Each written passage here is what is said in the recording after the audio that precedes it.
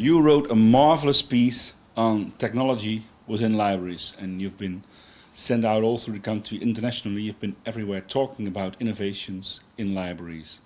And what I want to know now is, how do you see the position of the library in the future? With regard to the tools that are out there, the people that are out there, what can we do to keep our library up to date in the future? Okay, that's a great question. In my opinion, the best libraries will find ways to use the tools that are available, and will find ways to balance the in-person experience and the online experience and make both of them important.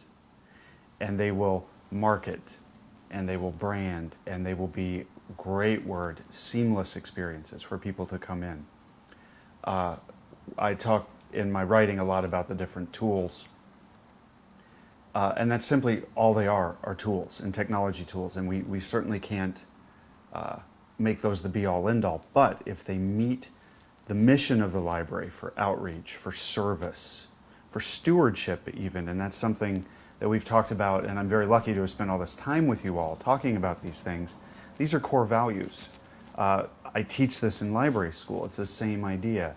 Can we take a blog, a wiki, a gaming program, and put that into the mission of the library of access to information, stewardship, service, and giving folks a place to experience these things. And again, this is something else we've talked about. Pew Internet and American Life found that 57% of young people have created content for the web.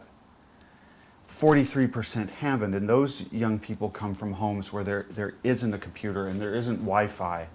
You know, we all kind of live in this plugged-in world. They don't. They can come to the library and get the exact same, if not better, technologies, because the library can offer the best technology that they can afford. When I talk, I'll say it on camera, we level the playing field that way.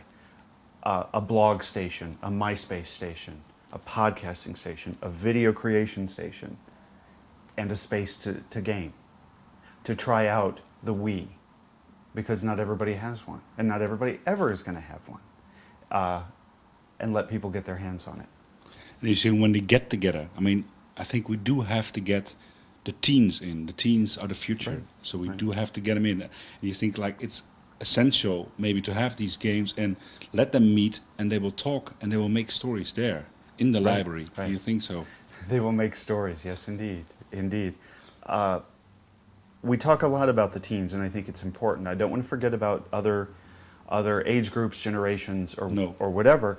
And there's so many wonderful things that could be done even with that. We have this social gathering of young people. What if we invite grandparents? Wow.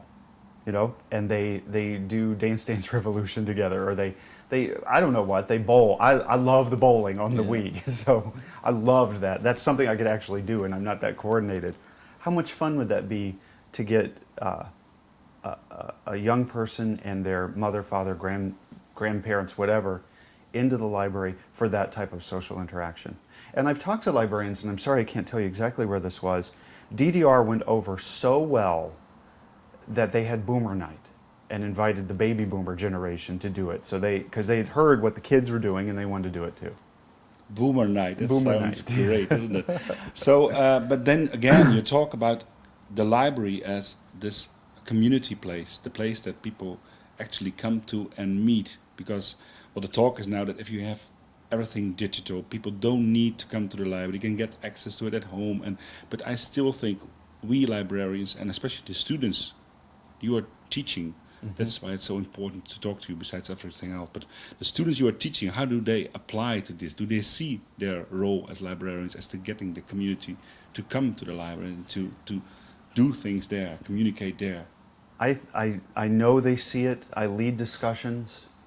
I facilitate discussions. I think one of my role as a teacher in library school is to let them talk and let them discover their ideas, and maybe to give them some pointers and to push them in certain ways through articles, whatever. But I've heard them say, you know, the library needs to be that third place.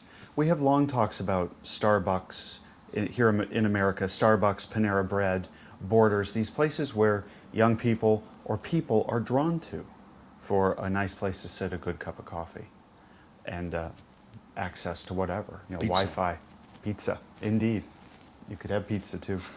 That's very important. And the library, we are in such a perfect position to take that role. And I know it's been talked about a long time as library is third place. But even now, more importantly, because of Web 2.0 and because of the social component online, we can pull that into our buildings as well. Come here and we'll do these things together. Come to the library and hang out and you'll have access to technology.